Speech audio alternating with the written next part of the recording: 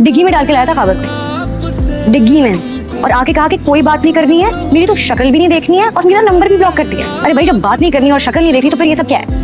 ये सब क्यों कर रहे हो? तुम भी थोड़ा अंडरस्टैंड करो, वो हर्ट है, ईगो में आके कर। तुम ये प्यारी सी डिंपल यूनिकॉर्न पे बन के जाओ ना उसके पास, समझाओ उसे, मान जाएगा। कामयार ने अरेंजमेंट्स कराई हैं, कल आया था यहाँ पर, तो मेरी शक्ल भी नहीं देखनी चाहिए, फिर भी मेरे लिए इतना कुछ कर रहा है। शक्ल तो वो मेरी नहीं देखना चाहता। चाहता तो वो तुम्हें भी है, और ऐसा चाहता है जिसकी सिर्फ हसरत की जा सकती है। जाने मत देना उसे, तुम्हारे लिए वो कुछ भी कर सकता है, कुछ। आप क्या क्या कर रहे हैं आप? तुम्हारे कारनामों के बारे में तुम्हारे वालिद साहब से बात करने आया हूँ। इनसे क्या बात कर रहे हैं? ये मुझे आपसे भी कम जानते हैं। एक बात बताओ, पूरी दुनिया में क्या कोई ऐसा शख्स है जिसकी बात तुम सुनते हो?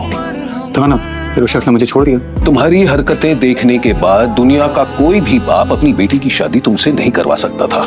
मुझे करनी भी नहीं है। तो फिर बार बार हमारे घर क्यों आते हो? अब नहीं आऊंगा। भाई, गलती हो गई मेरी बेटी से, हम सब से। क्या चाहते हो कि हम सब जहर लेके मर जाएं? नहीं नहीं, ऐसे तो बिल्कुल नहीं चाहता मैं। मरने के लिए मैं हूं ना, रोज घुट घुट के मरता हूं मैं। काफी है। कभी फरिश्ता बन जाता है, कभी इब्लीस से भी 2 हाथ आगे हो जाता है। मैं तंग हो गई हूँ इस सिलसिले। कामयार और मेरा कोई ताल्लुक नहीं है, जो कुछ हुआ उसमें कामयार का कोई कसूर नहीं है। कम से कम उसमें इतनी हिम्मत होती है कि उसने अपनी गलती मान ली।